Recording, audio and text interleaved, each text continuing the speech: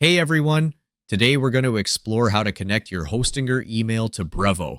If you're new to Brevo, don't forget to check out the free trial link in the description below. For those who are already set up, just log in and follow along. First, go to your Pabbly dashboard.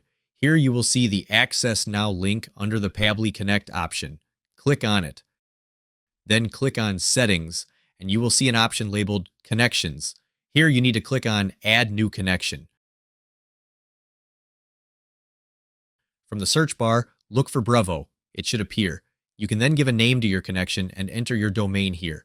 Next, add your API key. To get the API key, go back to your Brevo account. Click on Account, then click on SMTP and API. Go to API Keys and click on the Create a New API Key button. Give a name to your API key and then click the Generate button. And then copy your API key. Paste it back in Pabbly. After this, click the Save button and it's done.